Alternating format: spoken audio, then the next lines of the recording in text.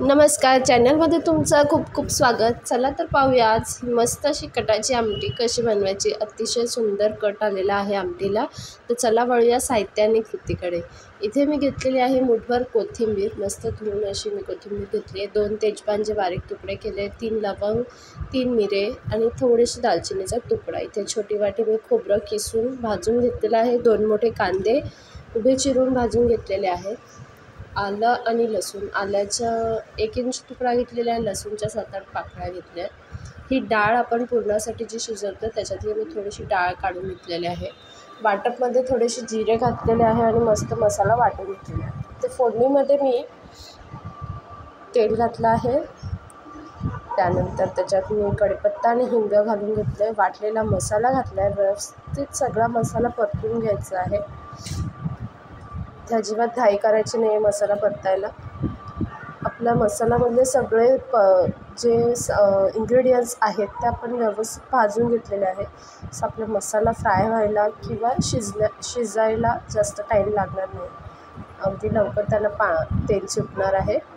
तेल सुटलेलं आहे मस्त आपल्या मसाल्याला। इथे आपण लाल मसाला, कांदा लसूण मसाला, धने जिरे पूड, हळद आणि काश्मीरी लाल मिरची पावडर इथे मी घातलेली आहे। सर्व मसाले अगदी व्यवस्थित मिक्स करून घ्यायचे आहेत।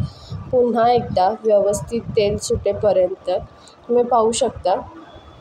हे मसाले मी याच्यात घालून घेतलेले आहेत आणि आता आपण मिक्स करणार आहोत। हे मसाले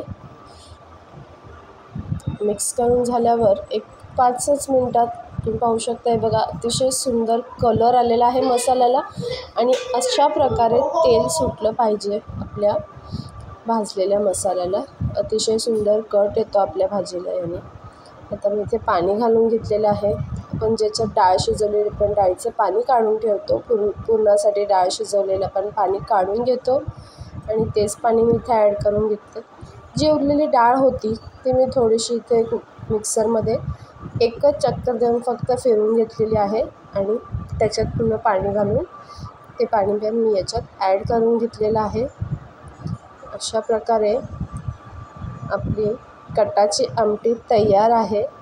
मस्त 5 ते 7 मिनटं ही आमटी उकळून द्यायची आहे। पाहू शकता गरम गरम ह्याला अशा प्रकारे साईडने कट येतो। एकदा आमटी थंड झाली का मस्त सर्व बाजूने आपल्या आमटीला कट येतो। अगदी सुंदर कट येतो आणि पाहता क्षणी खावीशी वाटणारी अशी ही आमटी आपल्याला तयार आहे। नक्की ट्राय करा। चॅनलला सबस्क्राईब करायला विसरू नका।